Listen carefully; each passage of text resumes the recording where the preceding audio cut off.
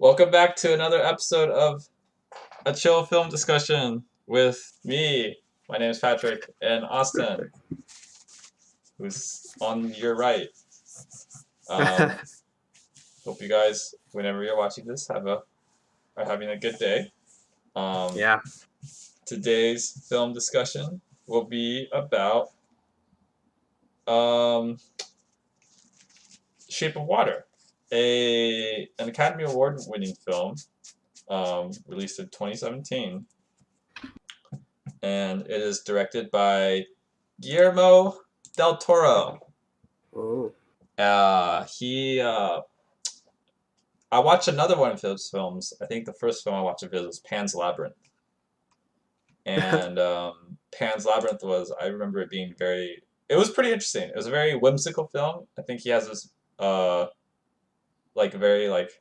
there's a big fantasy element to it. And so, yeah, I was sort of kind of expecting that similar type of style in this film.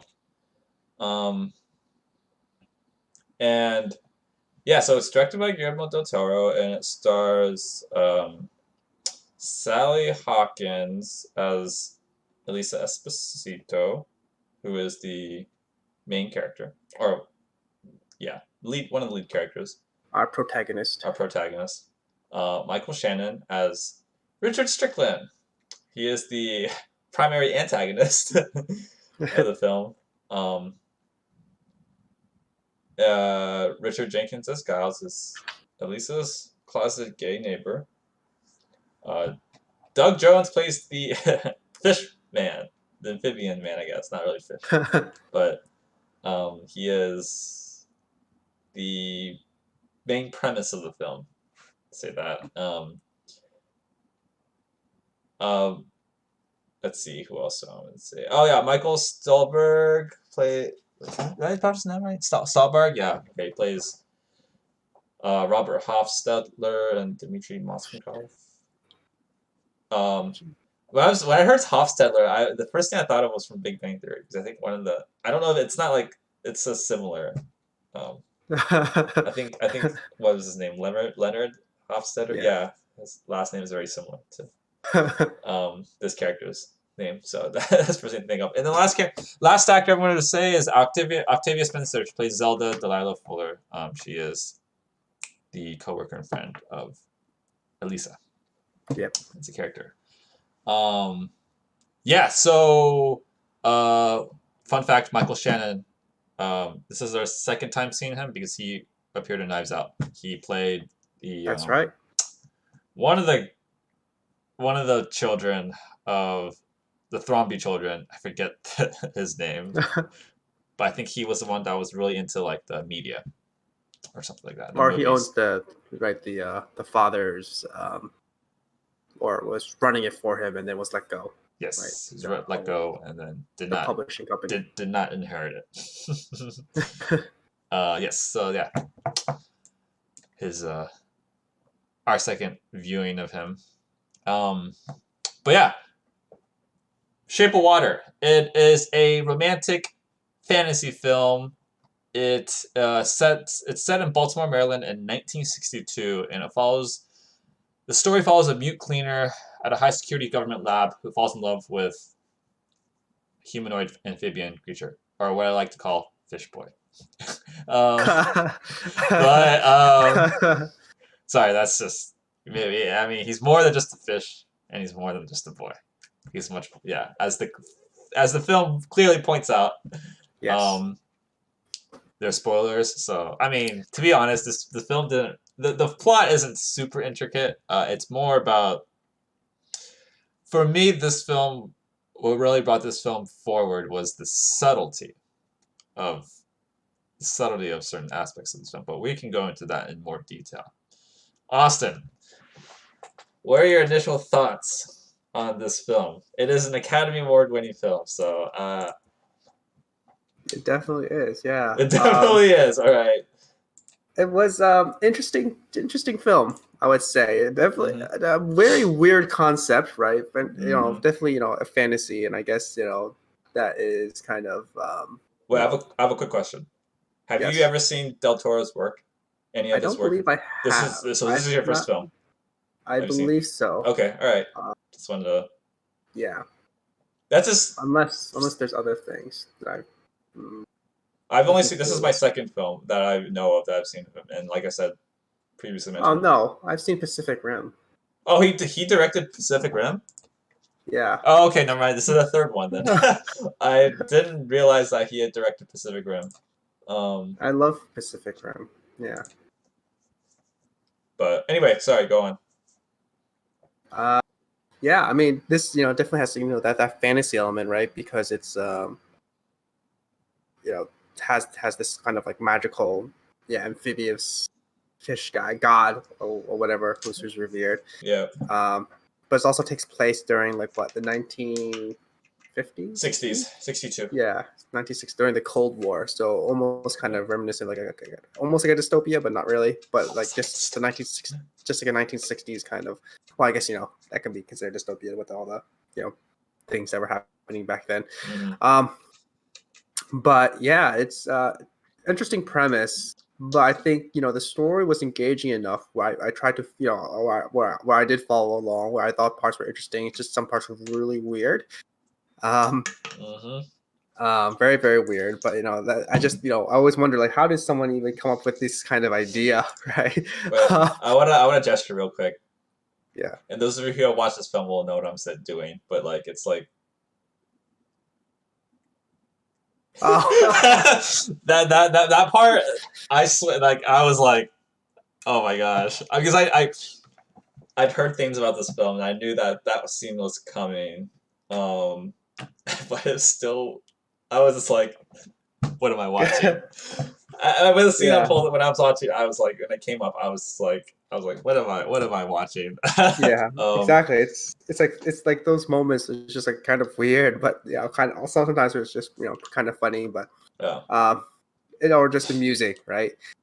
Um, but it was the story was engaging. The characters were interesting, right? How they interact with each other, just mm-hmm. also how they went throughout the movie, the flow of it. So kind of like that. They're each characters. At first, I was just kind of weirded out, but I think going after along the movie, I kind of was bought in. I was engaged.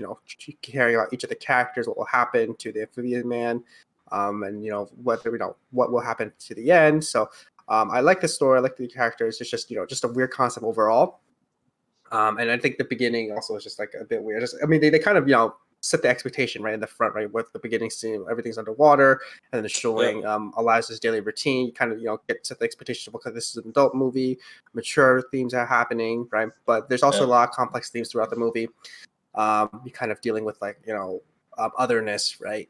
Which I would like to expand on later, but which I thought was interesting that they kind of baked that into this movie, and especially during the 1960s, where a lot of times where people were ostracized for like being who they are. yep. This is kind of like a allegory, like an actual like hard symbolism, right? Showing this fisherman, who really is like kind of the other, but they have other people, other classes that kind of um, are usually ostracized, kind of play a role and everything. I think that symbolism is very present throughout, right? Someone with disability, someone who's gay, someone who's black, right?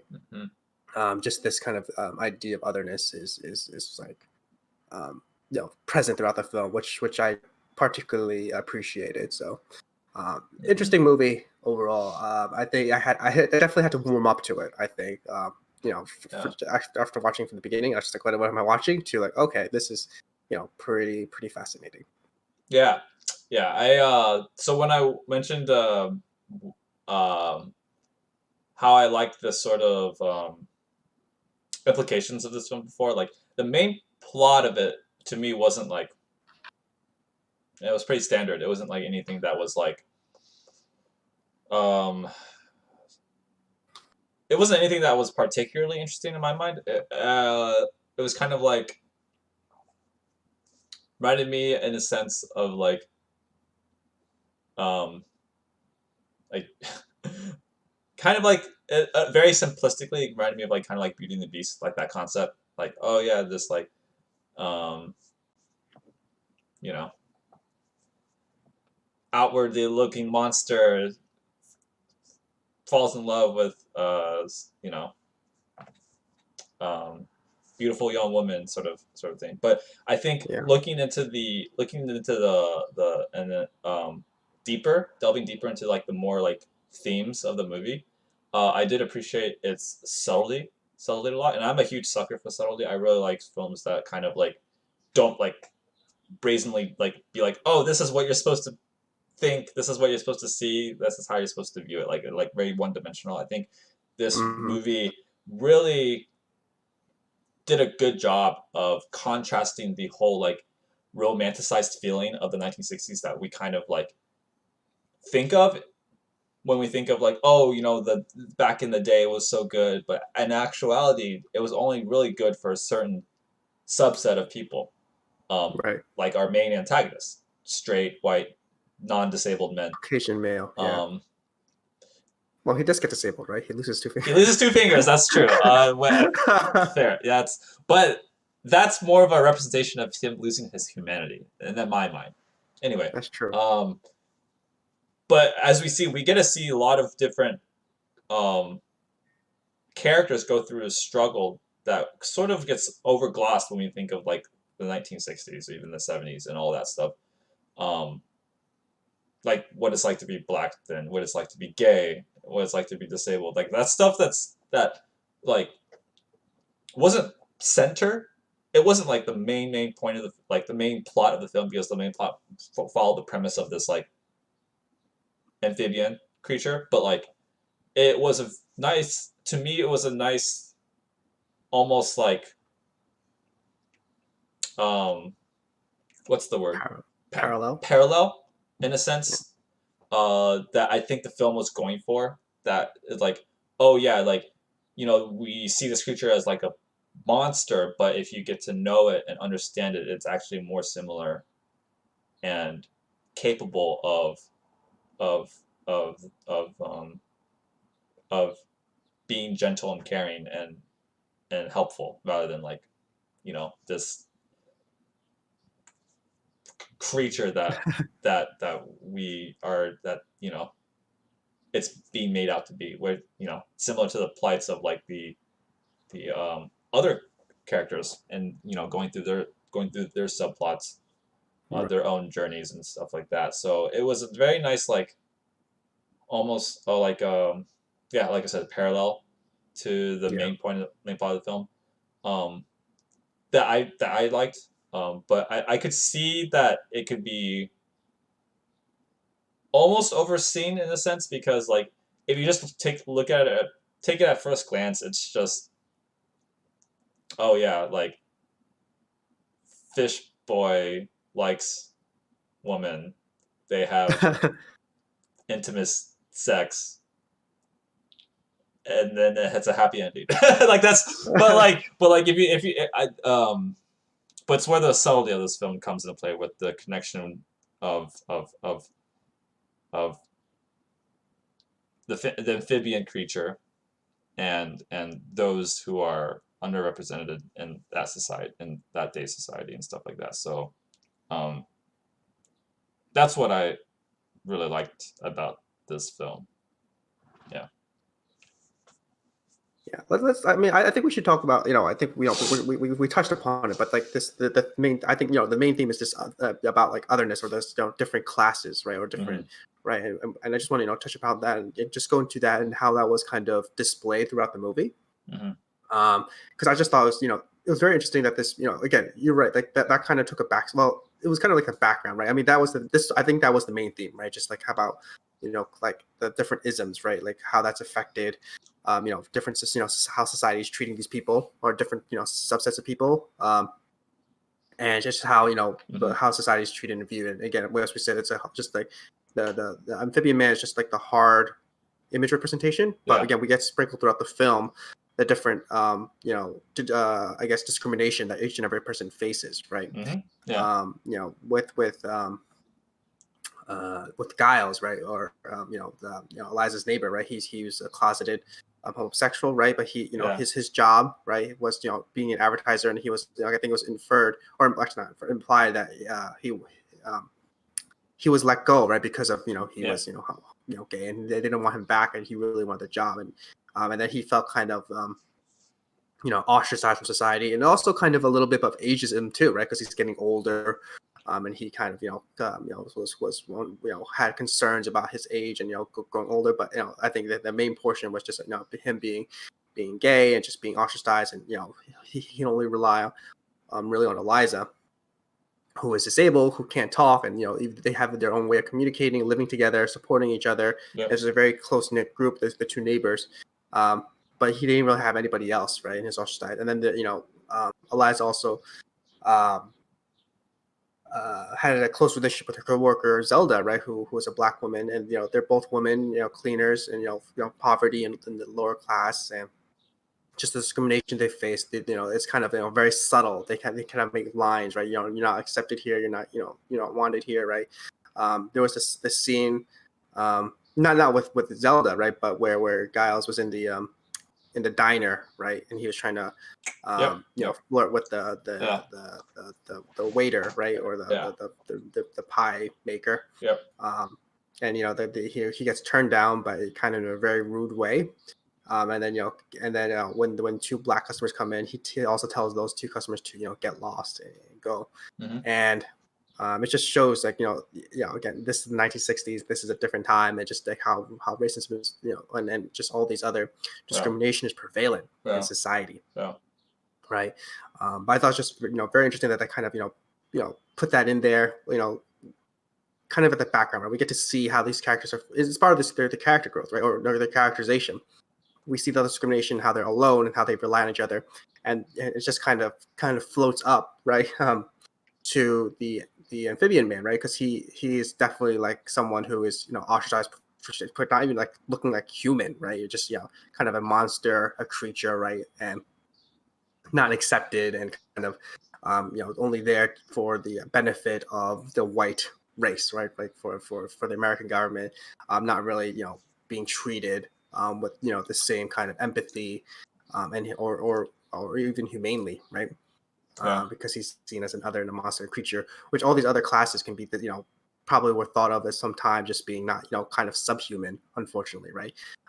So this is just kind of like a actual depiction and portrayal of that. And we even have the line where Richard, right, the Strickland was kind of saying like, oh, you're he was talking to the amphibian man. It was just saying, this, you're not even like human, you're not even like the shape of God, like like me, like he was like saying that to Zelda. Because torturing the amphibian man. He's just saying you're not human, you're a monster, and it just shows you like what their thought was, and just this kind of masculinity. Like he was just again kind of have this privileged life, and he was just kind of throwing it around and doing whatever he wants. Even at the end, right, he kind of goes insane and crazy, but I think it's just he wants to keep his privileged position because he was in fear of losing that, right, and gets desperate. But very interesting how this whole backdrop of discrimination against different classes kind of was weaved in to this plot of the story, which I think makes this you're right that the story applied stuff is kind of simple, but it makes this movie a little bit more complex. With the different themes that they bake around it, and just showing these different symbolism and allegories that we can pick up kind of obviously. I think another big scene was during the movie theater, right? The movie that was being shown in the theater was, I think, Egyptians and the Jews, right? Just kind of another class of oppression and whatnot. So that was pretty interesting how they kind of baked that in. It was also a very subtle moment. I didn't notice that. Yeah, so it was very very interesting, just to how it was just this whole. I think that was the main theme of the movie, just this kind of how we treat other people who are not like us, and just trying to take to the forefront all the discrimination that these people could have faced, instead of just seeing them as human, just trying to get a visual representation of actual someone who's not human, and but giving them like humanizing features and showing them that we shouldn't be like treating each other as monsters and whatnot. So yeah I did. There was like in the film itself, there was a nice. I think there was a very nice like juxtaposition of like this perceived setting of like there's this like romanticized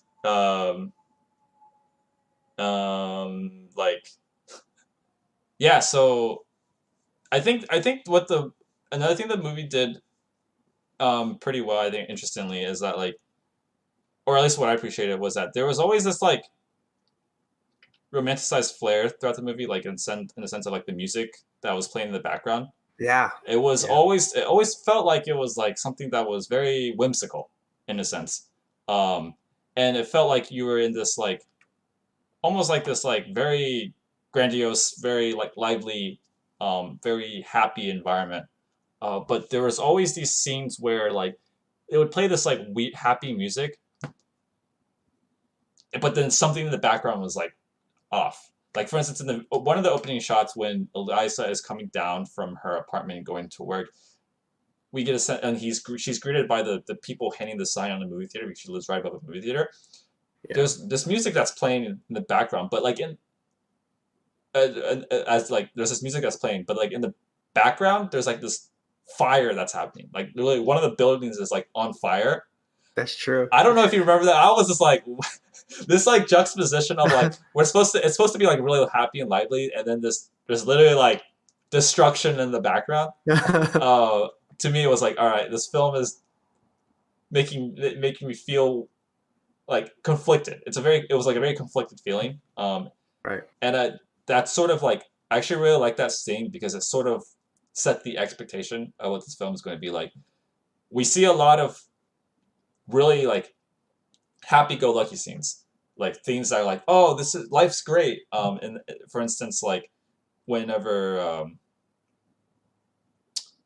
like when what's his name? The main antagonist, I forget what his name is. Richard Richard. Strickland. Okay, yeah, Richard Strickland. Yeah, when he goes home to his family, for instance, um, and you see that he's living this like suburban lifestyle, like it's just like this like, oh, the dream, the American dream, like you have The like this ideal the American. Yeah. ideal American dream, um, but it's only like really present for you know, in this case like white folks, who are like you know not gay and not disabled, because it's a very stark contrast with how our other characters are, like you know Eliza, and then um, Giles and Zelda. Like they are all like kind of living in this like cramped apartment space, um, but like you know it's just very like um, in a sense juxtaposed that like some people are living the life, some people are not. Um, Even though like you know there's still this like feeling of like, oh, like I don't know, this whimsical feeling floating around.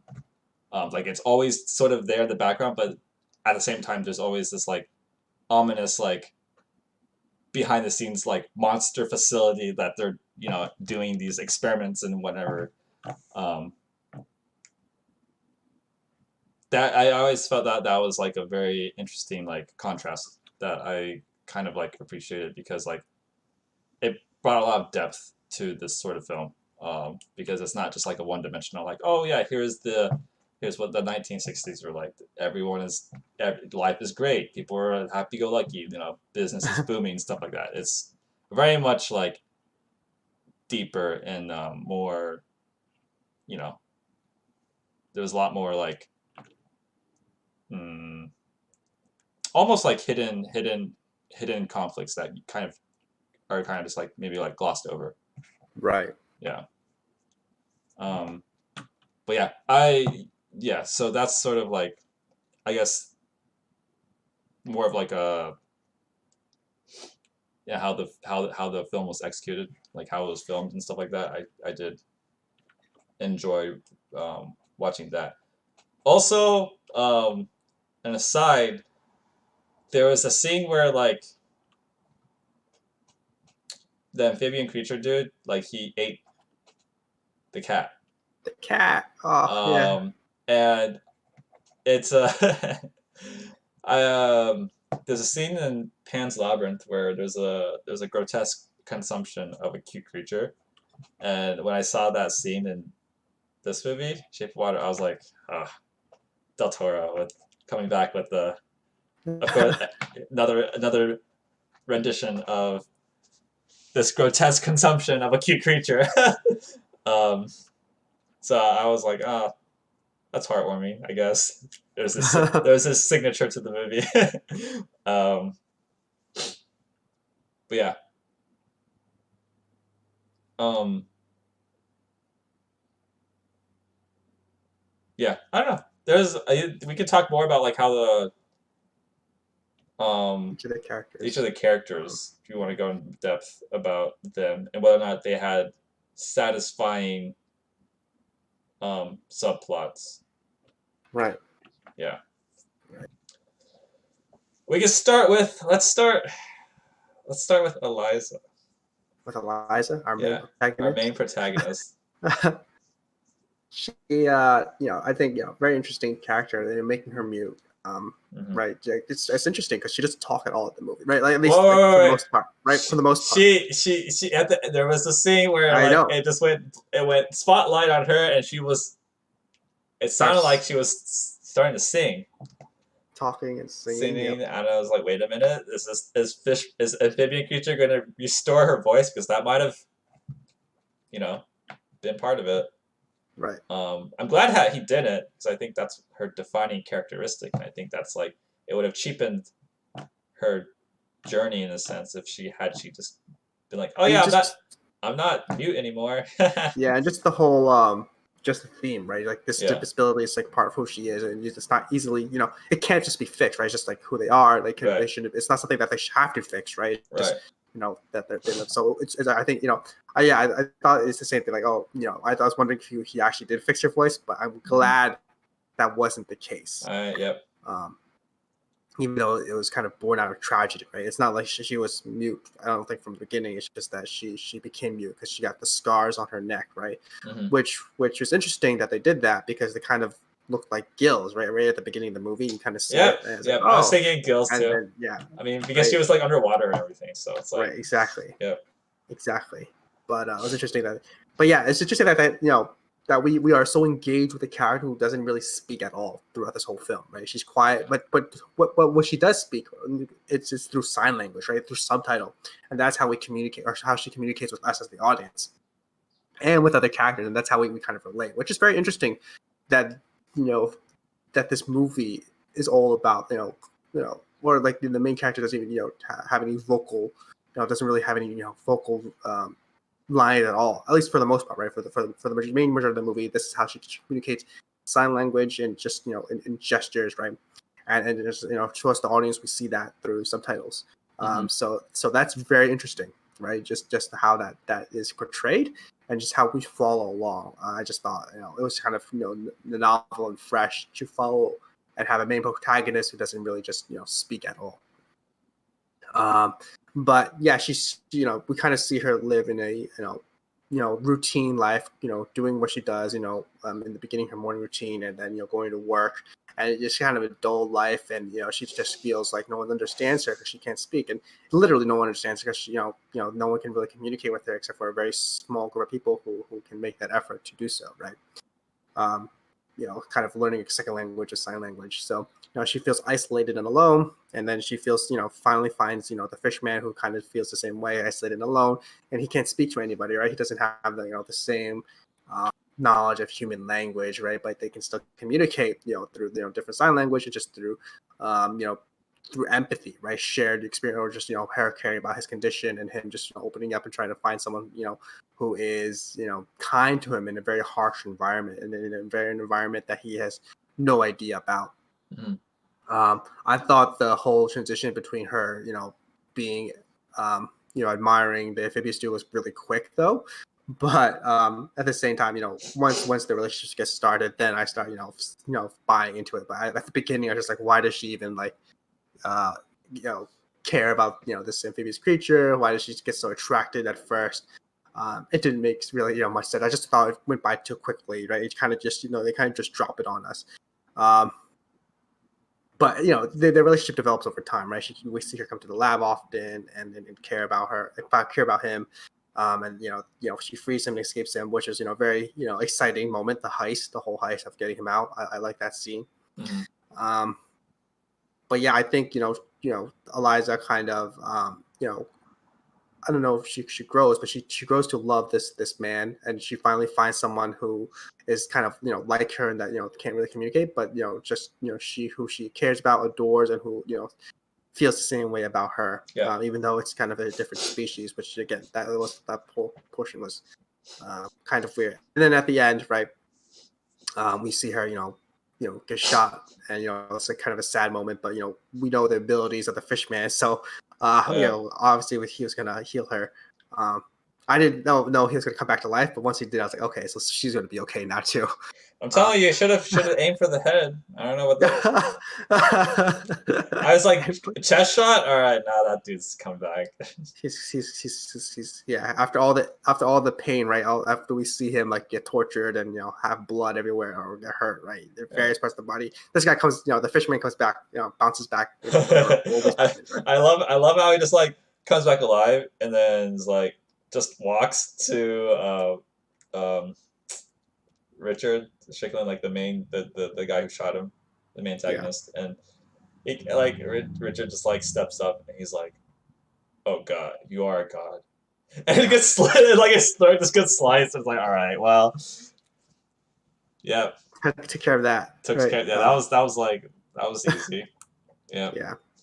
Um, but yeah, I think the biggest defining moment for her and for the amphibian man, right, was that musical number, which came out like, well, they did kind of nowhere, but at the same time, right, you mean the this one new where person. they are in the room full of water, No, no, like a no. bathroom? Well, that's actually no, that's actually a big scene. But I'm talking about the musical number where she starts singing, right, and Oh, dancing, okay, yeah, yeah, right.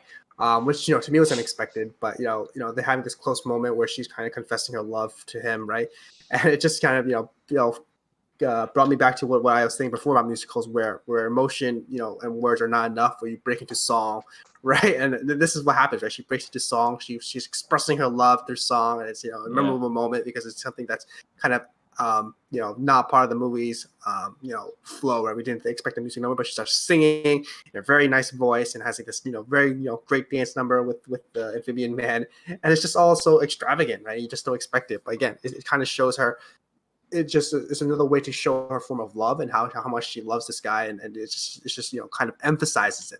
And it's very nice, and I the whole song, and just the lyrics about it, just kind of her saying how she can how she kind of like is very endeared, right, by this amphibious guy.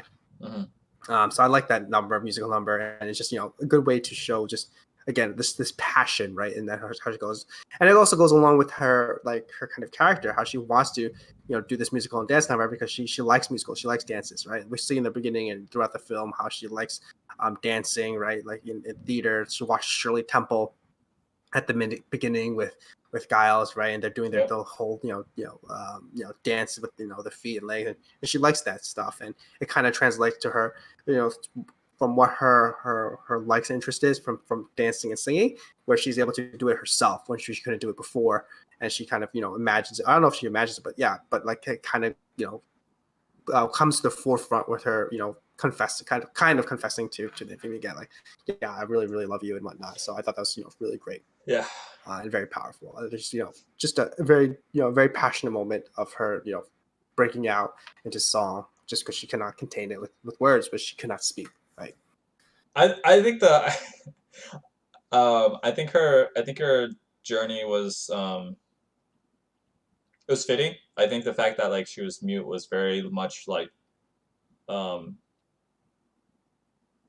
like it made sense that she was going to be the one to connect with the amphibian creature, considering that the amphibian creature doesn't know how to speak either, Yeah. their language. Yeah. So they're able to communicate via sign language, which is I think very it's appropriate. And but I just thought that I think her story was probably like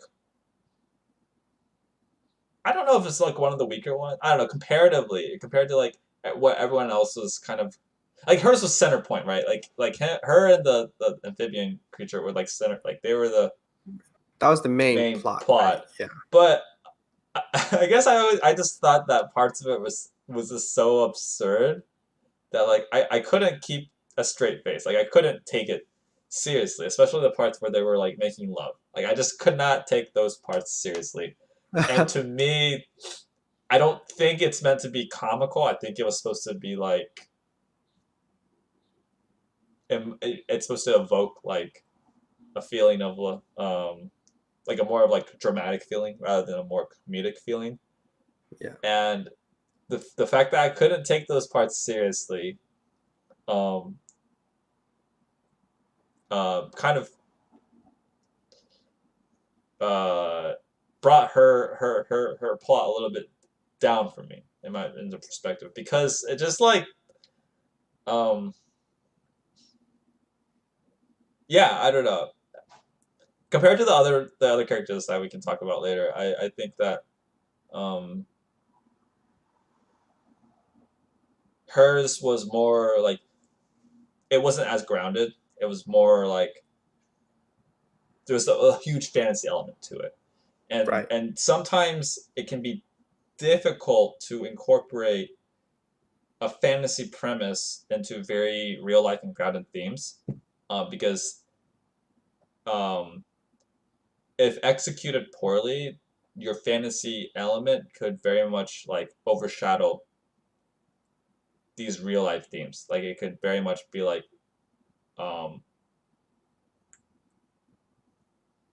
there's so much focus on this fantasy element that there's too much that it's like it's not being brought back Right. to reality, and so And that's true, but I think it's this fantasy element that also makes it a lot more interesting, right? Because otherwise, it's just without that, right? It's just a movie about discrimination yeah, and what yeah. which can be I didn't say yeah. which So engaging, but this makes it a I said yeah. So I'm saying that like this movie did a good job, in my opinion, of Mhm. incorporating the fantasy element with this real life theme. But I can see how people may not like it because it's like glossing over like it's like comparing these marginalized people to an inhuman creature. Right. Actually, one of my friends who watched it before, um, he didn't like that aspect because of the point I just made of the fact that like they were comparing these marginalized people to literally a fish boy, like like an amphibian creature that was like clearly not like you know is inhuman, right? So Human, right? um, I mean, that's interesting. I mean, I can see why, right? But that's the actual symbolism, right? How these people, marginalized groups, are treated, right? Not mhm, as human, mhm, but as subhuman, right? yeah, And this is just an actual visual representation of that, right? yeah. It's actual symbolism of that, and that people might be able to relate to more, seeing, See, her relationship with the fish. I think people who are able to more critically think about the film can relate to it, but at the same time, people who don't really think too much when they're watching films, they might just gloss right over that. They might be like, "Oh, this movie is about an amphibian creature, and I guess love is love." Like it's very like some. I could totally see how this like the point of this movie like people there's different ways that people will process this movie, and I can totally see the very simplistic view of this film, Right, right, which is like, and I don't know if that was like I said, I'm not sure what the intended way of this movie is filmed because I don't think there's like one. I don't really like the whole like there's only one way to view a film, but like at least the way that I viewed it may be very different from how others, and I can totally see how others could view it very like one dimensionally. right. Um, I mean, but from taking the cues from like the different characters, right? I think this movie is supposed to evoke thought, right? Then evoke, kind of sympathy for marginalized groups and but try to showcase their plight. it could evoke more thought if there was not this distraction of the fantasy element. because the fantasy element is, it is the main plot of this film, like, Right, right. and like it could be argued that it gets arguable that like it is, if you're looking for like this, theme of like how we're treating people who don't look like us, it could be overshadowed, like the main plot overshadows that like um theme.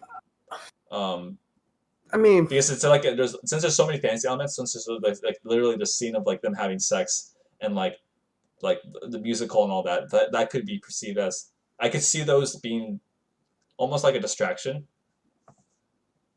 I don't know. I feel like, But yeah, I I don't didn't know. think, like I said, I personally didn't think it was a distraction. I appreciated the connection, um, the symbolism, but yeah, I mean, to play devil's advocate, like let's say that I was one of those people who was like, yeah, I mean, like I could be like, oh yeah, I don't want to, like, this film was just about this woman who fell in love with this amphibian creature, and that's it. And I was like, I thought the movie, like I could say like the movie was pretty boring. Like it was like, oh yeah, this is about that, and like sure there was a couple of like nice scenes that were displayed, but like for the most part it was just about those two, and I didn't really, you know, Care about that care about them. relationship. So Yeah, like I I mean, that's like a, so I could totally see someone being like, yeah, whatever. This film is like, well, I kind of take the other way. I mean, like, I don't know. I think that's the exact reason why he made an amphibian, right? Just make it more interesting and weird, right? So people are mhm, engaged. Like, what does this happen? Because otherwise, it's just a story about a man and a woman, right? If they make it just just a regular man, or or just, even just like a man who is of a different race, right? It's just a relationship between a man and a woman. But here, it's a relationship between a woman and a fish guy, right? That in itself, right? You cannot say it's like boring or normal, right? Because that's like kind of weird and kind of just like what is happening here, right?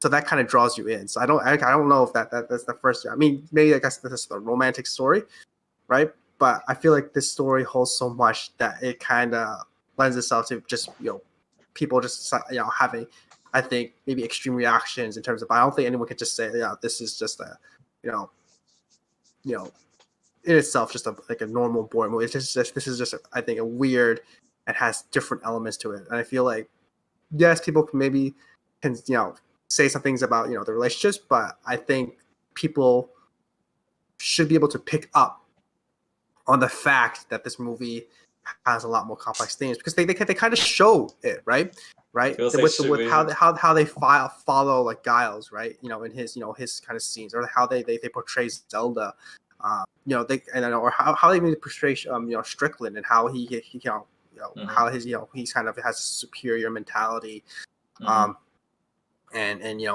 with with his family, and and how he feels, and how he is with other people who are not white and Caucasian. He even says the image of God is in me. Could be you, yeah, but probably me, right? yeah, um I think it's kind of, yes, it's subtle, but at the same time it's like kind of like given, not like force fed, but it's present. And I think if you don't pick that up, you're just not paying attention to the movie as a whole, right? Because they just show it, right? There's just points where you show it. You can't just ignore that scene, right? With Giles in the bar, in the pie bar, right, yeah, or the cafe diner. yeah, It's there, right? They actually cut away to it, right? To him, in the pie, just showing this kind of discrimination. yeah, yeah. So I think it's not something that can be ignored or Mm-hmm. even kind of passed and glossed over.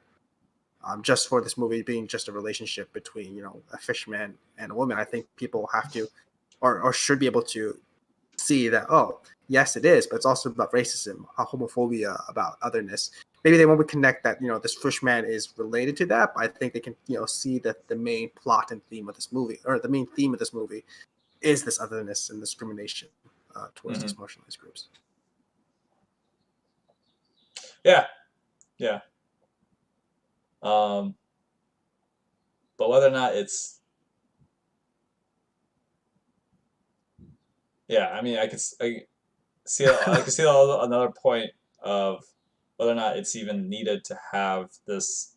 Like, if you're going to go delve into a movie with very real, like, grounded themes, um, whether or not it's even needed having a fantasy element is even like necessary. Not necessary, but like preferred. Um, because like you can have movies who are very like who exhibit these types of themes, but also stay within the realm of like very much reality, right? Like they don't incorporate fantasy elements into it. But whether or not the message of this film, the themes of this film, are explored through symbolism, is like a I wouldn't like to say better, but if it's an effective way of portraying themes, or if it is just more direct, right? Like I said, I think okay, go on. Sorry. I think it can be right because these are stories, right? Stories tell messages and whatnot. We tell them Mm-hmm. with fables Yeah. and fairy tales, right? And the same thing here, right? Fable and fairy tales tell and a more complex theme for Mm-hmm. people to pick up and buy into than just having a dark and depressing movie about racism and homophobia and ageism and ableism and all that, right? This is gives it a little bit more. It's kind of like um, has a different appeal, right, to it. Just Yeah. kind of that kind of old fairy tales and kids stories kind of had before, where it teaches a lesson, but wraps it up in a package that is new and exciting and interesting for a viewer, right? Not to have be fed the same thing, not being able to be fed the same message over and over again.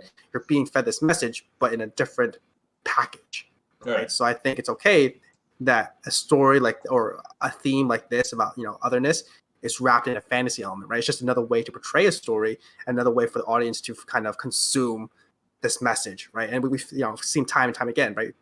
These stories have a lot of fantasy elements have are allegories of different things as well, right? Or different has different symbolism that makes it interesting, exciting. Sometimes people pick it up, sometimes people don't. I think like Lord of the Rings, right?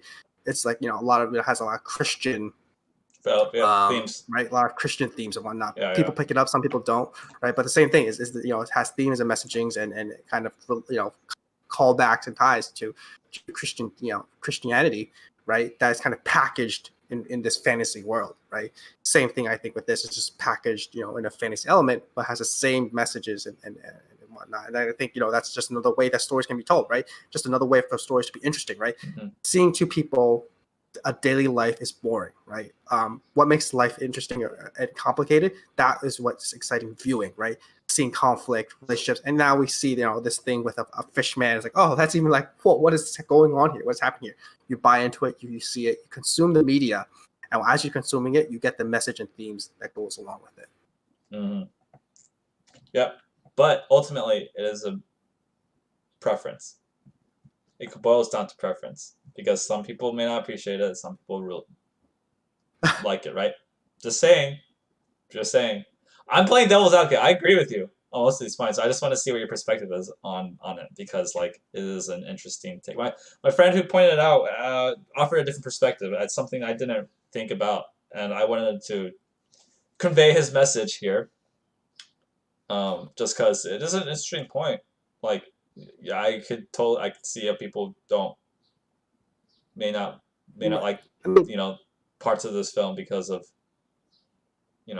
said I reasons. think, yeah, what your friend is saying is just how, this, it kind of demonizes marginalized groups, right? Because you kind of, say that, these people are inhuman and whatnot. But I think we need to take a step back instead of, saying that, these people are inhuman and monsters. It's more just comparing how they are treated in society, right? Because for the Mm-hmm. most part, the amphibian man, right, looks like kind of has humanoid features, but can feel pain, right, and can is being tortured and kind of ripped away from his home, right? He is monsters, demonized, for what he looks like, not because he's just because he's different, right? He's not humanized at all, and I think that's the reason why they kind of show it, just to show kind of this otherness that people can relate to, like, oh, this isn't a monster. But they're not trying to say that these marginalized groups are inhuman or subhuman, right? They're just trying to say, just to give a visual representation of how these groups are treated. Yeah. Yep. Well said. Well said. Um, okay, yeah. I mean, going back to the marginalized groups of people, like we can let's talk more about the other. Let's talk about Giles and Zelda. Yeah. Um, yeah. So Giles was an interesting character for me because I thought that I didn't really have a big impression of him in the beginning. He was kind of just like, oh yeah, he's an artist, and he has a lot of cats, and um, seems to really like, yeah. There's these Zelda and Giles, not Zelda. Eliza and Giles had this like really nice friendship. That was Yeah. very apparent in the beginning, and I'm like kind of knew it wasn't going to be like romantic, or at least I hoped it wasn't going to go into something else romantic. Yeah. But given that the movie poster of this film, I was pretty sure I knew who the love interest of Eliza was going to be. So I'm just like, all right, Giles is a nice friend. Um, but one of the interesting points, one of the interesting things about Giles that was apparent to me was that when Eliza was going through the TV and she was flipping through channels, there was she got to a channel where it was covering some news about like the civil rights That the movement, protest. the protest for the civil Yeah. rights movement at the time, and Giles was like, "Switch it off. I don't want to see that." And I was like, does he not want to see it because he wants to ignore it, or does he not want to see it because there could be multiple reasons why he doesn't want to see it, right? Right. And I was like kind of like interested in. I was like, okay, okay. That was like the first thing I kind of started being interested in this character because I wanted to see why he didn't want to. I was interested why he didn't want to see the protests. Right. And then the next part was like he and Eliza go to the pie bar, and he orders two key lime pies. Even though Eliza hates key lime, apparently I don't know, doesn't like key lime pies. Or just nothing like a pie. The pie's not very good at all. Oh, the pie's not very good. Okay. But they go there, right, just They so go he there can so see he that. can see the pie man, pie boy, whatever his name. Yeah. I don't know, but and when they go back to the apartment, this is when we really find out who he is. He likes pie boy. He wants to get to know him romantically. This is when we find out he's gay at this point. Right. It's very implied. It's heavily implied. And so this is when it becomes interesting for me. It's like, oh, okay, all right. Especially like in the scene where we talked about where he goes back to the pie bar, and and this is right after. Oh, sorry, right before. I think this is before he tries to go to the back to the guy with his edited painting, right? Yeah. And we find out that like Giles has the same. He's experiencing the same issues as like black people back then. It's very similar to some sense. Arguably, it could be. Arguably, he can he can hide it, which Right. makes it Honestly. Yeah. um, lets him kind of hide drift in society like undetected. Unlike Right. black people who can't really hide that, hide their race. So, in some sense, he's like, um, in some sense, and a twisted sense, you could say that he's like a little bit more fortunate. But at the same time, like the fact that he can't express himself is something that's like also sucks, and we get to see that basically. Right. That scene where he's in the diner, he reveals himself to Pie Boy. Pie Boy is like has none of it, and then right after that, like the scene where the two black customers come in, like I really like that scene because it was like bam, like that's it, like here is like you know he's being basically treated very almost very similarly, discriminated against. Right. Um, I'm actually very glad that like that scene incorporated the two like black customers because essentially it just shows like the sort of like you know um, behavior of like what the discrimination kind of looks like, not just to black folks, but also to like gay people back then, Right. especially gay people who come out in some sense or reveal themselves. He's uninvited, he's kicked out, never to come, don't come back. Um, Right. so, and then that's a redemption arc because that after that he joins Eliza's uh, um, plan to like save amphibian creature dude. So Yeah. it's almost like a redemption arc of sorts. He's It he's definitely. he's there to the end, you know. That's true. Um, He plays a lot more role, and you're right. Like I think he kind of realized that if he can't have his love, right, he wants to help someone else to find love instead, right? yeah, He, he yeah, he he says it, right? He recognizes that she really cares about it, and she cares about the creature, about yeah, the amphibian dude, and he wants to help her because he cannot find love. He wants to at least have someone else not experience that same rejection or isolation. yeah. Um, and then yeah, and then yeah, it's very moving on to like But Zelda. Oh, go on. Sorry, were you gonna say yeah, no, something? I just want to add a little bit more about Giles. Like, I think what your point about him watching the news, right? She's trying to gloss it over, right? He doesn't want to watch it, right? This is kind of like sad and depressing news, So yeah, and I think that kind of is evident in a lot of the way that people think, right? They don't want to hear bad news, they don't want to hear depressing news. They kind of gloss it over or just ignore it, right?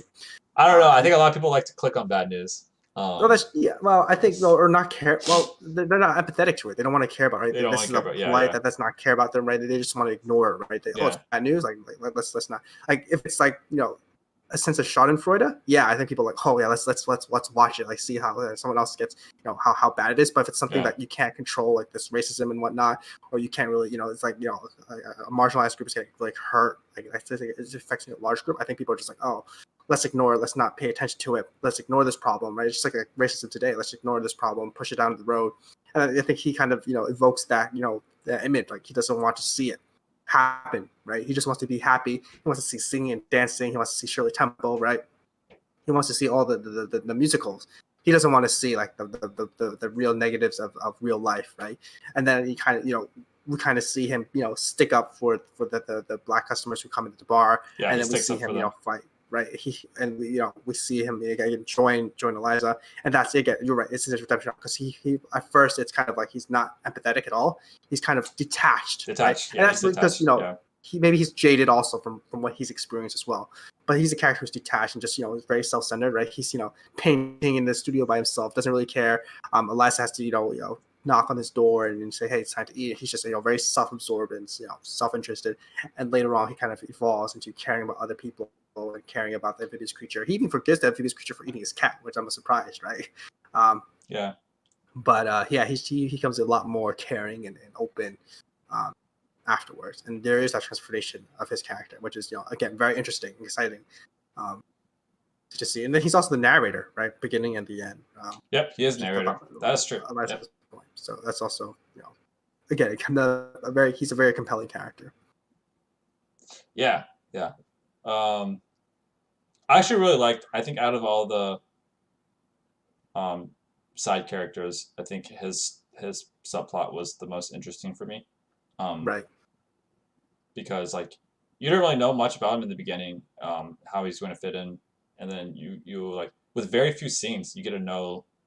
It's like a whole journey. Like and the little screen time that he had by himself, it those scenes were very um, were like they showed a lot of depth to his like his growth in a sense. Right.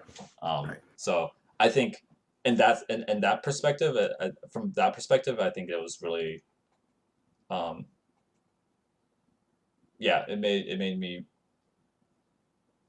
care about his character. So, Mm-hmm. um, but yeah, then we can go on to Zelda.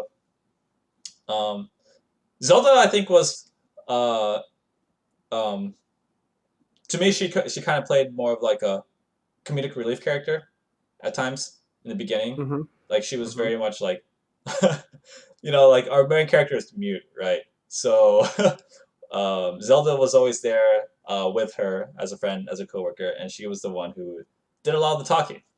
Interpreter, Interpreter, yeah. expression, all that. And it was very nice. I really like that dichotomy between the two because it was like, you know, she brought a lot of like very nice I liked her vibes with Eliza. So like it was it's pleasant to see them working, I guess, together. Um, and of course there was a bit of like, quips and jokes and a little bit of comedy um, thrown into her dialogue and stuff like that. But yeah, there's something. Yeah, her journey was more of like, I mean, she also experienced blatant like racism, especially from Richard. Yeah. Yeah. When they were like, I think the first time when they were in her office, his office, sorry, like he was talking about like, oh, God looks like me, Oh or yeah. whatever, or like probably may look like you, probably me, or it was like very like there was so many like subtle pokes at like that he was making like what was there was another one he was like, oh, you're an only child, that's like don't your kind like reproduce a lot or something, like Oh he yeah. said that I was like, whoa. Wow. All right. um yeah, and there was maybe other comments I'm forgetting, but yeah, it was I was just like, dang. um and like her perspective is like it's not just like her being black, it's also her being like a woman as well. And Yeah. Eliza being a woman too. Like Eliza was getting hit on by the dude. It's like, I can make you squawk, blah blah blah. I was like, Oh yeah. oh my Yeah. gosh, Sexual harassment. Yeah. sexual harassment. Someone called Title IX, please. Um, but yeah, I mean, those are different times. So I'm glad the film didn't gloss over those though. Like I'm That's glad true. that it brought it up because it's very real. Yeah. Um, so yeah, Zelda's arc was, she was kind of like almost like a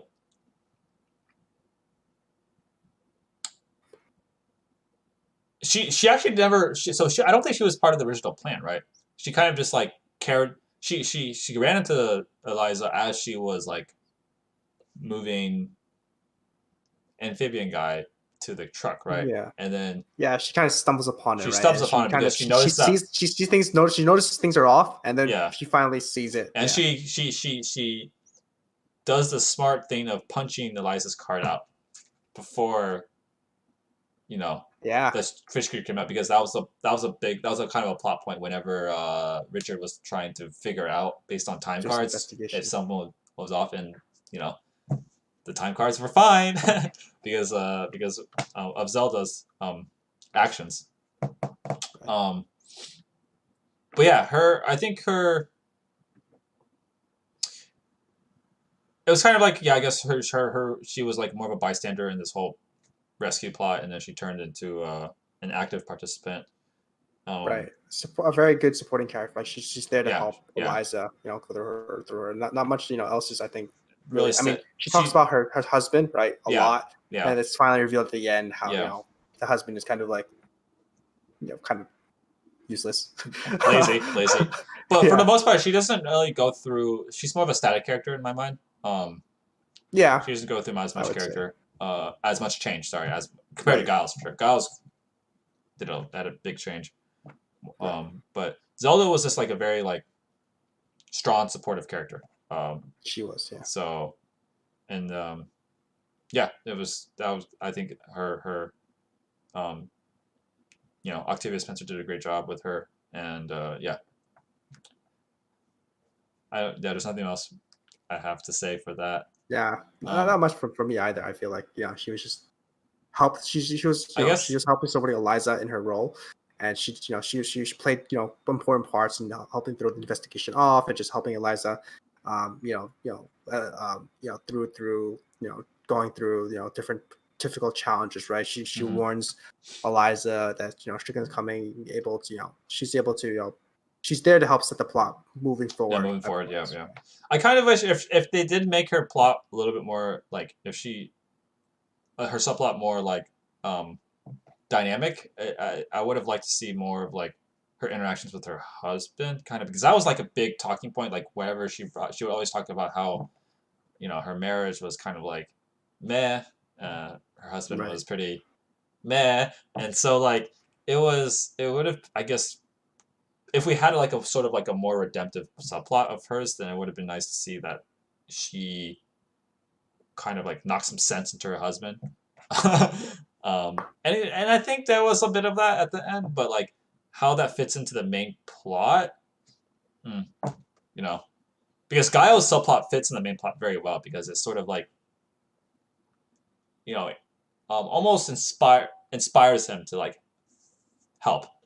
Right. Um, but like I think for Zelda's, it would have, yeah, it kind of would have been like a little bit more um, loosely attached, and whether or not Mhm. there was a appropriate screen time to showcase that would have been a little bit mm, may not have been as like necessary for the main plot, but that I think that's probably the only thing I would think like maybe criticism I would have is that it was not really criticism, just more like if I if we wanted to see more of like her growth if not that like she needed the growth, like having like a static strong supporting character is like is fine, but Yeah.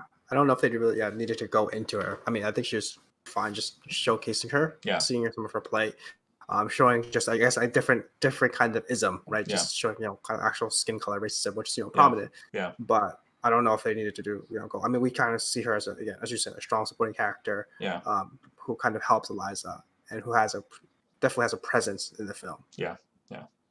Especially because we already see another sub character. Not I said sub character, a character subplot. I apologize. I'm sorry. I'm sorry. I didn't mean sub character. I mean very much flesh character, real character. Uh, Guile. Sorry. Especially since we see Giles' dynamic, like his growth. Yeah. Um, so like since we kind of already see that it's not like maybe as needed to showcase more like other characters that are needed to grow like for like it is we can kind of you know be content I suppose with a Right. strong Right. supporting character given that Exactly. we have another character who experiences growth. Right. All right, next character I want to talk about, actually someone we haven't talked about, someone we haven't even mentioned in terms of any of the themes regarding, there's a whole Russian subplot. I want Oh to talk about the yeah. scientist a bit. And now, something interesting about it is I mean, it is 1960s. We are in the Cold War. Um, the Dmitri, the real name is Dmitri, Mystery. who is impersonating Bob Hofstetler, if I pronounce his name correctly. Robert, I suppose. Yeah, we haven't talked about that at all because we talked about a lot of like it's set in the U.S., set in Baltimore, solve like internal American problems. But we also have to consider that there's a whole, you know, Soviet Union the aspect to The this, Cold the War. Cold War. Yes, Bob is a character I really like. Uh, I have a sort of affinity toward him because he is a scientist. He ultimately it doesn't boil down. He lets go of his um, role, um, his duty to his country, I suppose, for the sake of science, because he doesn't want to kill the amphibian creature because um, he believes that there is a lot more depth to him that we can like try to understand him. Maybe not as like empathetically as Eliza does, but more so from a scientific perspective of like, oh yeah, we can learn more, just learn. I feel that it's different. I think I mean I really like this character as well, but I think it's because he kind of has like a strong moral standpoint, right? Because he kind of when he sees that relationship between Eliza and the amphibian guy, right? Mm-hmm. He tells even Strickland, right? Like, oh, I think they're able to he's able to communicate, right? I think Mm-hmm. he's able to understand, right? I Yeah. think that moment between Eliza and the amphibian man kind of humanizes the human man, Yeah. and that makes Dimitri kind of like, oh, this is kind of like wrong to like experiment and whatnot, to hurt this creature. Yeah. And I think he begins to empathize with him and wants to set him free and tries to let him go, not to kill it, because again, Yeah. that thing experience or showcases human Yeah. qualities. Okay. Right. I mean, he's definitely a good man. As Yeah. I think who points it out? Oh yeah, Eliza does. Gives him sign Yeah. language. He says like you're a good man. It doesn't matter if he's Russian or American, right? Yeah, it doesn't matter. Like he, even though like they're the supposed enemies. You know, he's the supposed enemy of the state. Like it doesn't matter. He's a person, and he's capable of like you know of good things, of good intentions. So like something else about like this guy's like this film is like we talked about like marginalized groups, but we also need to talk about like the how just because an enemy is perceived to be bad because of like what the conflict, international conflict is happening, doesn't mean that like everyone in that category, every Russian is bad, or Right. Soviet. Right. Different kind of political class kind of or thing, or just like Yeah. different. Just again, they're the difference like international. So you're right. Right. Um, I did like his sort of so his journey was more so like almost like a scientific journey. Like it was like understanding. Like he was like in the dark, and I really liked that in the beginning. Like when he was just in the shadows, like you didn't really know what That's his true. intention was. Like you didn't know whether or not he was going to like betray Eliza or tell Strickland like oh blah blah blah blah blah, or whether or not he was going to keep it to himself. Turns out he keeps it to himself. He doesn't betray Eliza. He doesn't Right. tell Strickland. Oh, until the very end when he's literally getting tortured. But like, um, yeah, I really liked how for his plot, his subplot, it was more of just like he was also trying to like it was almost like um he was kind of like the audience in a sense. Like I was like, what's going on? Like she and him are able to communicate. Like how is this possible? Like he had this curiosity and you know a big heart and wanting to help and save, and like he was really good at observing finer details and figuring out like what was wrong because that's how he was able to figure out that Eliza was up to something. Right. And he uses his tools given to him by the Soviets to help Eliza Right. escape, which was like really nice. Yeah, it was nice that Eliza kind of had an ally to help Yeah, escape, right? Because yeah, he notices. I was like happy that he noticed the camera being moved, yeah, and that he starts piecing it together. Like, oh, someone else is trying to do something. And yeah. I just like that he goes into action, right? He's Just a to he's a smart character. He's an intelligent character. Yes. yeah, It's always nice to see your characters, you know, portrayed as intelligent or making intelligent decisions. yeah. That's that they're making proactive decisions, right? To Yeah. help the story move right. Yeah. Um, yeah, Um, and this the whole Russian subplot also was kind of when we always cut to him and the mobster or whatever, right, or yeah. his retainer. Yeah. It's kind of him questioning the loyalties, right, and we kind of see at the end or near the end where he was hiding the knife behind his back because he didn't know what was going to happen to himself, right. Yep. He kind of sets up the whole thing like, oh, he can't be trusted and whatnot. Yeah. Yep. Which it's unfortunate at the end where he gets offed, but I yeah. The flaw I was gonna say about more into that. I think one of the flaws for his I think to progress the plot like he kind of needed to reveal some information to Strickland because Strickland needed to be there at the climax to like shoot Fish Boy and Eliza and whatever. right, But something I just didn't like about how his arc finished is that like in the end he already had a suspicion that his retainer was going to do something to him. Like there was like um, you know loyalty only goes so far, especially if you fail your mission of like not killing the creature. And so he had a knife behind his back, right? So he knew that there was something off. But then when he meets the Russians in the rain, like he doesn't have a defense. He kind of just stands there and is like, "There's no pastor today," and then just gets shot. Like I was thinking that like because he had like it would have been nice if he had like a weapon with him or something, like another gun where like he knew that like he was able to defend Well, I himself think because he kind of it almost painted him like he had a feeling that something was off, and then like in the at the end right before he's Strickland like tortures the information out of him, he kind of just like stands there and does and almost like thinks everything is fine again. Yeah. I mean, I think at that point, right? Because he thought if anything was going to happen, it would happen at the apartment, right? Not at But the okay. not right, Not the because I think extraction. that's what they disarmed it, right? Because that's why he had the knife. He thought this is the point where they're, but they kind of maybe like deceived him, like, oh no, this your time for extraction is here.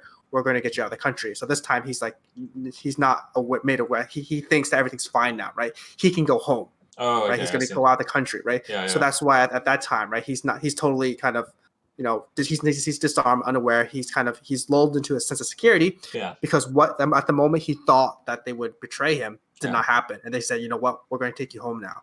And then Mm. he's looking forward to that, right? He wants to escape because he knows that the U.S. government is kind of pressuring him, on his tracks, yeah. right? So now he wants to go back home to Russia. He now the time is, he can't go back to Russia, but now it's the turn where they kind of backstab him. Okay. At that point, right? Yeah.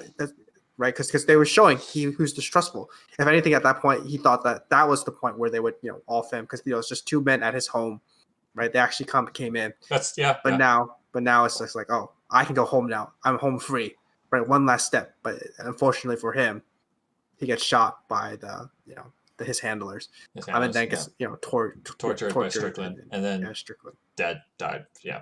Yeah. Very lively. And I think he also kind of, which is unfortunate because he was a very good character, proactive character, Yeah. making good decisions, Yeah. that move the story along in a positive way. But I think, so I think that's why that happened. But, I just, it's very interesting to see him at the end kind of gloat because he wanted to, because, Strickland was always kind of, always kind of gloating in front of him, just being how he was lower because he was a scientist, not of a high government position, not a high official, kind of flaunting his class over Strickland about protocol and all that, right, and whatnot. Mm-hmm. So he wanted to one last time kind of say, oh, it wasn't a team of elite special agents, it was just cleaners, like you are kind of incompetent. And I just kind of it was a bad move that he said that, but I can understand why he wanted to kind of like in his last moments, that's true. Wanted to have this over Strickland, like, oh, it wasn't trained security official, right. Yeah. Yeah, actually, that's a good point. I thought of that moment, like the moment where he kind of like, well, not necessarily. Like I thought of that moment as like, oh, he betrayed Eliza, but maybe it was more like he was his last breath was to like insult Strickland and to mock him because he never explicitly said their names. He just said that they were cleaners. And like Strickland was the one that like kind of pieced it together because he had suspected. Like Eliza was always like in his radar, but like he just didn't, have really any substantial evidence or proof to like go after them. Right. Thinking that it was more of like a team of like highly skilled of people who executed the plan. So yeah, actually that's a good point because I thought it was weird how like why he would betray them, but he never. You bring up a good point that he never actually explicitly betrayed them. Right. He just divulged enough information that Strickland needed. Right, but he didn't know that Strickland knew that. So like had that lead, right? Yeah, he just I think just on his last breath, he just wanted to have one thing over him. Yeah. Right. That's a good point actually. Yeah. Never mind. I my concerns with this character have been alleviated due to your your insight actually. And just another thing, kind of, I don't think this is kind of the message at all, but kind of how useful you are to your government, right? And how the government kind of uses you as a pawn, right? For Strickland, right? He kind of gets spit out if he fails his mission, Yeah, right? The general kind Strickland of, had that same yeah. All And right, then same thing with Dimitri. this is a So good segue to Strickland because yeah, I do want to talk about him a bit. I mean, he is our main antagonist, but um, there is some. I don't want to say he's redeemable, but there are he's a some. complex He's a character, complex character. right? There are some. Not one-dimensional villain, I would Yeah, say. yeah. He has some interesting things going on for him. Um, I mean, of course, there's the obvious stuff of like he's living. He looks like he's living life on paper. You know, he's got a beautiful family, a beautiful house, a beautiful car, yada yada yada. You know, American living the American dream. But Right. you know, things become awry when he starts working with this amphibian dude. Gets his fingers bitten off. Um, you know, and like also like we can't really the parts where he's unredeemable. That's what I'm talking about. Like he hits on Eliza, even though he's a married man. He's like trying to like you know sexually harass her. I didn't realize like how yeah, his like he kind of gets obsessed over Eliza, right? Yeah, At the beginning, yeah. like when he's like having sex with his wife, right? He tells her to be quiet, and Oh yeah, I thought it was just him trying to be like dominating dominating. masculinity, right? Yeah, yeah, But then once we reveal that he gets obsessed with Eliza, like attracted to her, yeah. then I kind of connect like, oh, it's because he wanted her to be quiet, just to be just like the mute Eliza, right? Yeah, I didn't realize, I didn't connect that, but you're right. Like, yeah, that's just want to point that out. I was like, oh. Just another trait. But yeah, he's definitely yeah. So I mean, like I said, not I wouldn't say like he's redeemable. He's definitely like scum. A bad dude with bad intentions. But you know, you get to sort of see it inside of I guess the issues he's facing. Like I said, the government. He's facing pressure from the government to like remedy his failure. The general comes in, gives him an ultimatum, 36 hours. Otherwise, you're outed. I don't really Done. know exactly what that meant. I don't know if it meant like, yo, he's just being stripped of all his titles. He's just he and his family are just going to be like shipped off to the middle of nowhere and then blah blah blah. I don't know, or he's going to get shipped off. I wasn't sure if that was like a threat to his life. I know, well, left ambiguous, I suppose. But anyway, it was definitely a pressure, and it kind of drove him to some form of insanity of trying to figure out like what happened to this creature. So he kind of goes on a journey, I suppose, connecting the dots and pieces. But yeah, I guess if there's anything to learn from me at least, from my perspective, if there's anything to learn from his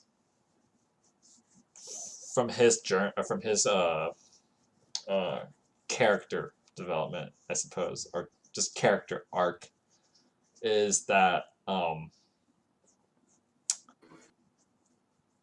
everyone has their own issues that they're going through, regardless of whether or not it on paper it looks good.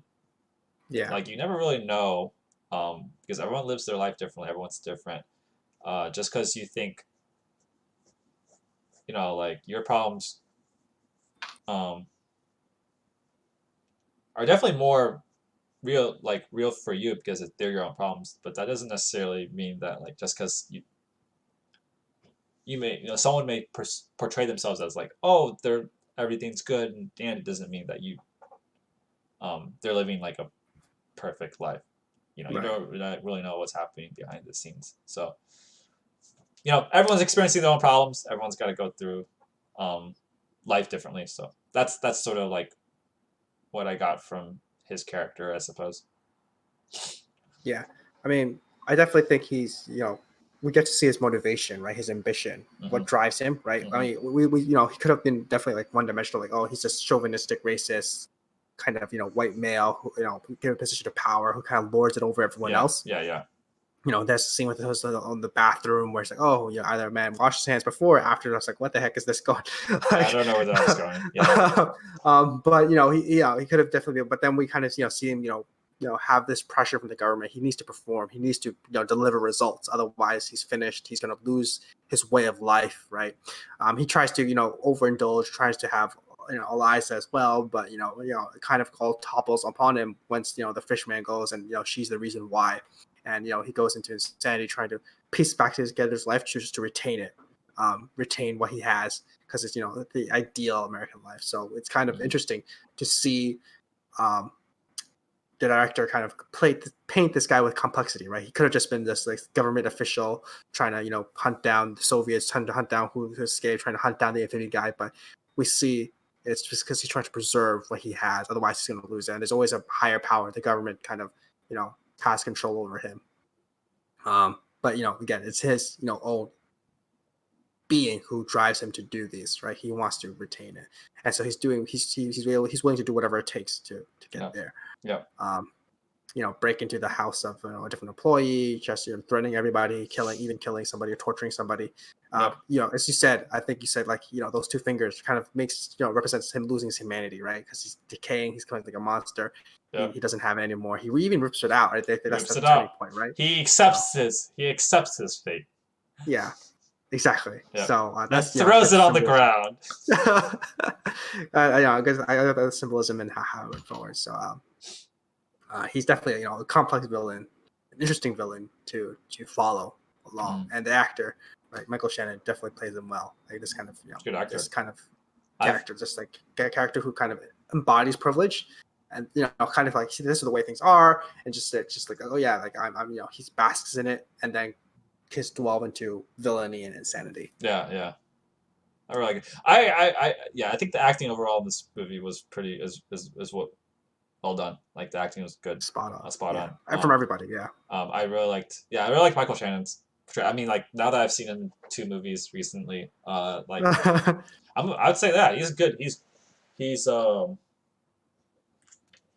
good actor, and apparently I've seen some interviews of him when he was in Knives Out, and a lot of the scenes that he was in, he always put a flair of his improv into it.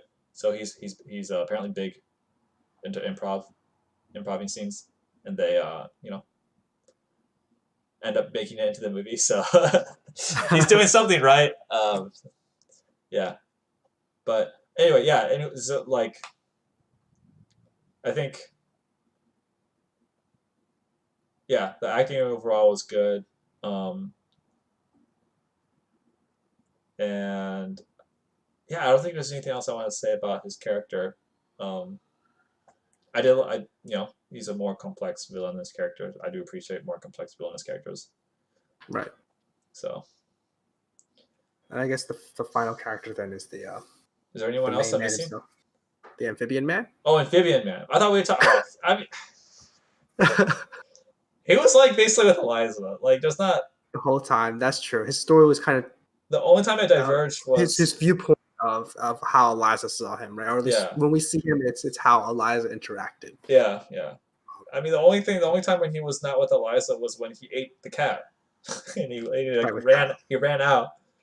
He scratched Giles and ran out. And I actually was like, wait a minute, what is the scratch supposed to represent? Is he gonna turn into Amphibian Man too? Like.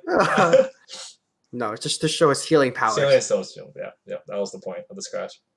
Because the camera panned down, it made it a point. It was going to come up in the future somehow, right? That's true. I was like, damn, oh my gosh, are we going to have 2 zombie guys? 2? Not zombie. Fish came in? Yeah. Yeah, amphibian guy. Yeah, I mean, there's not really, I don't really have much to say to him other than he is literally like a direct. He's a symbol for the that's true. Underrepresented groups. Right. Like that's. I mean, and he he's sort of like a modern day embodiment of Beauty and the Beast, except in fish form. And that's true. Okay. I mean, I think we kind of touched upon because again, we see him through the eyes of Eliza, right? Yeah. Like his interactions. But it's actually just I just want to also touch upon like interesting how they like I don't think it's like CG really. It's like I think it was actually It was a a bodysuit. man in a suit, a water suit, right? Yeah, That's yeah, yeah. interesting and impressive to act um, in that way. But you're right. Apparently, Del Toro provides the amphibian man's vocal effects. So So, okay. fun fact. Fun fact. Fun fact. Um, yeah, I don't.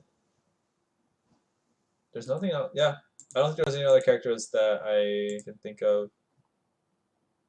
I think we touched, or at least I touched on all the ones that came up and that I wanted to talk about. Yeah. But yeah, um, I think overall, like, how would you?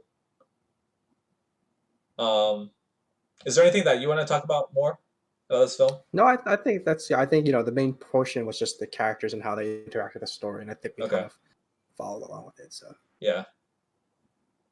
Then we're gonna be in our concluding phase of rating the film and talking about how we could improve it, um, or what could have been better if yeah. there's anything that could be better. But Austin, you want to go first? Oh boy. Um. Yeah. I don't. I feel like I think I said this touched upon it earlier. Just the beginning aspect, how this film begin, or at least not the beginning aspect. I like how they kind of this dream sequence, the water, and there's some her Eliza's daily routine.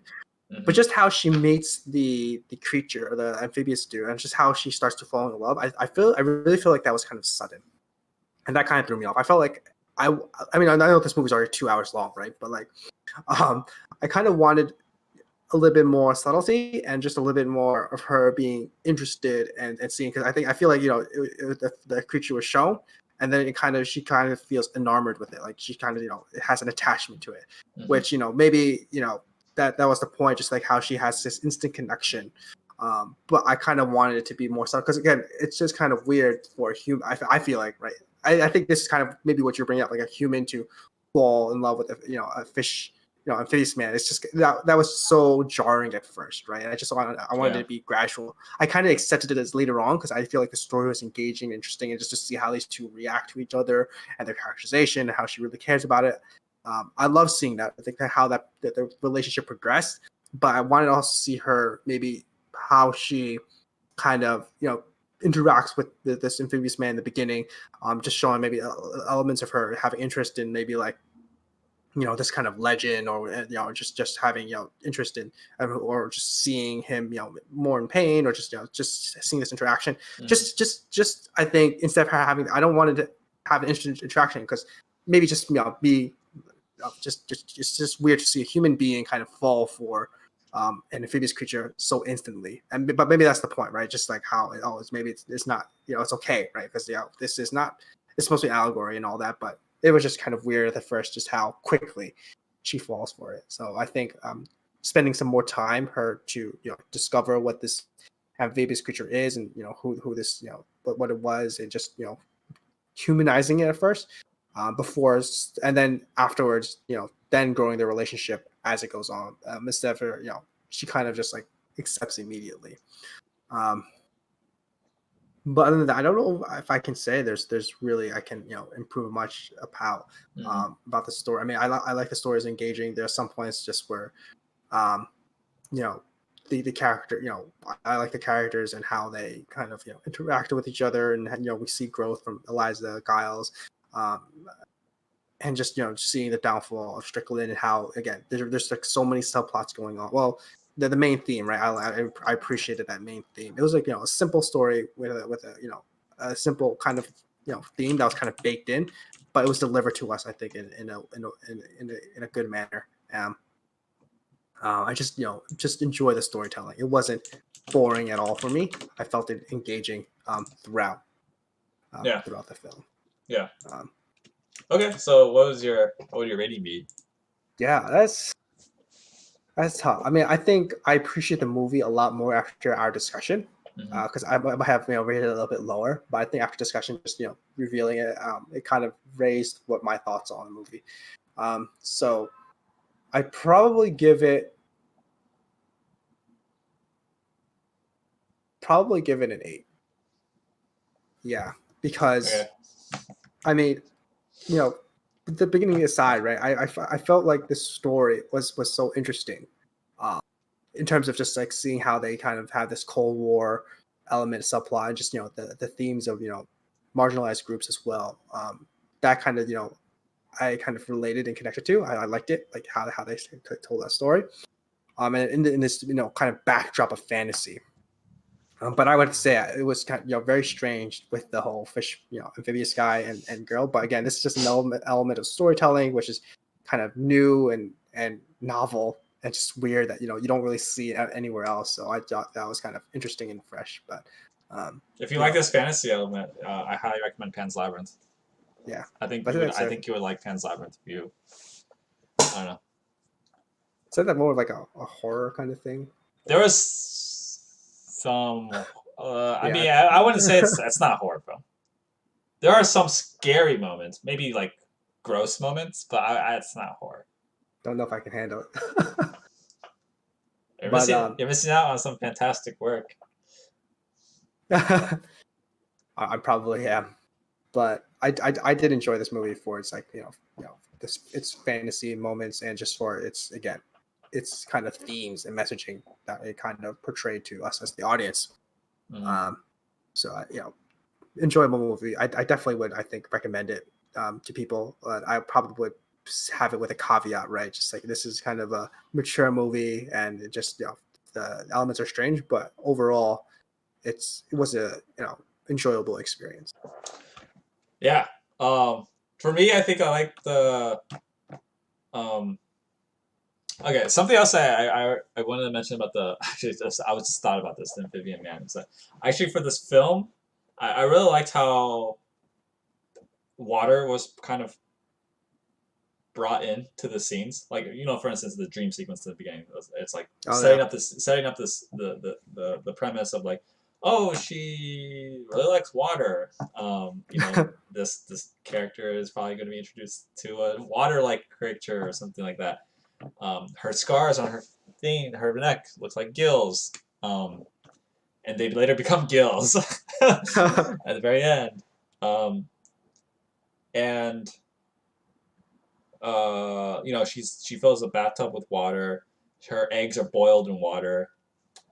Speaking of eggs, I do like the fact that like I don't know if this was intended, but for me at least the egg it represents like a food that's like on the outside is really hard and cold, but when you take it apart, inside it's delicious and very nutritious.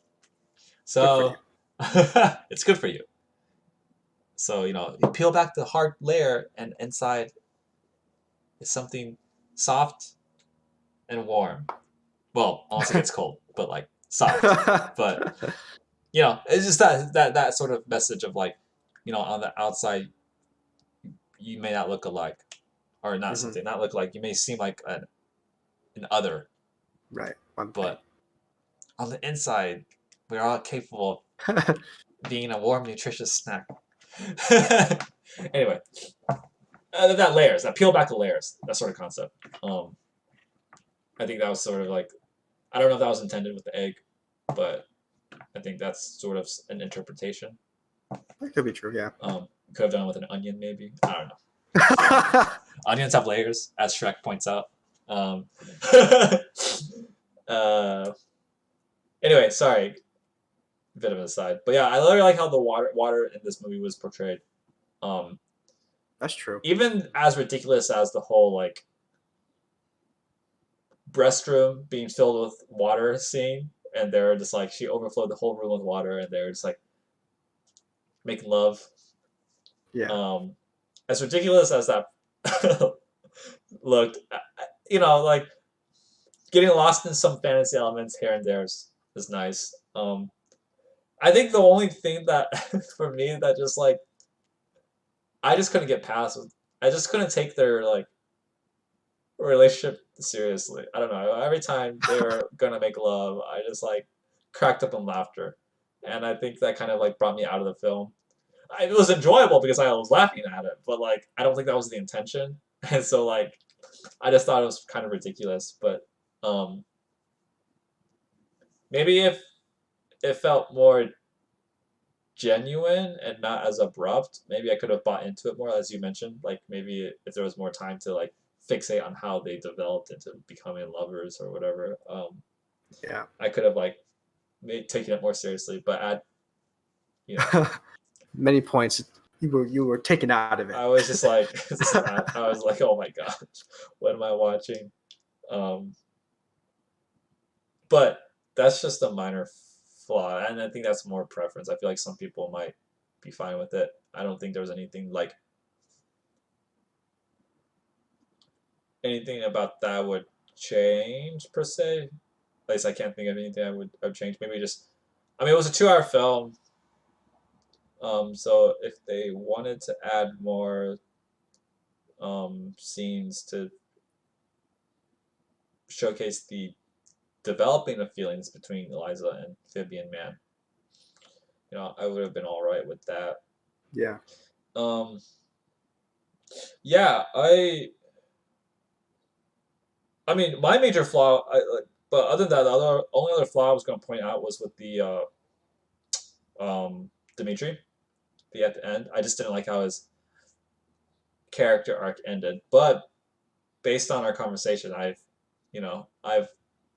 changed my mind because I think he brought up good points, and I think it fits his character that he divulged that information and was trusting of the Russians because he thought he was being extracted. Um,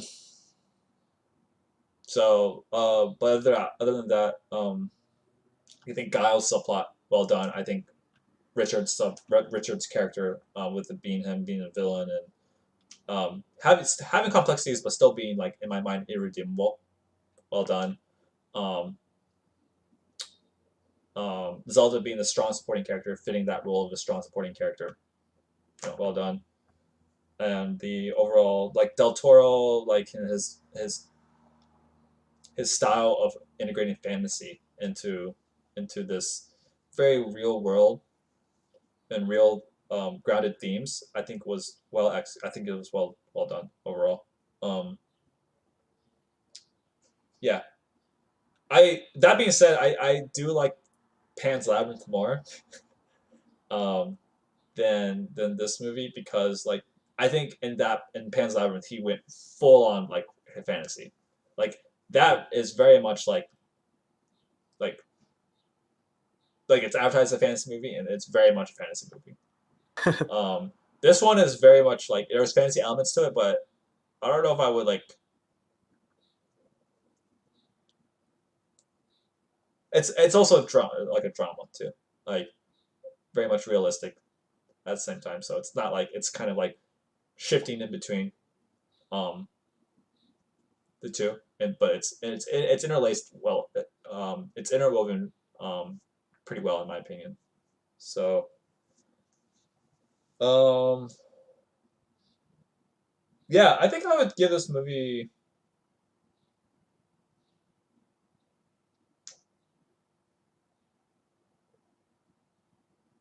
probably gonna hmm yeah, I don't know. Actually, yeah, I'd probably give this movie a 9. To be fair, I mean, my only flaw with it was was like the main point of the film was the romantic plot. No, but like I really appreciate the subtlety of this film, and I'm a huge sucker for subtlety. So Mhm. like I really liked most of the characters and how they were fleshed out, their arcs.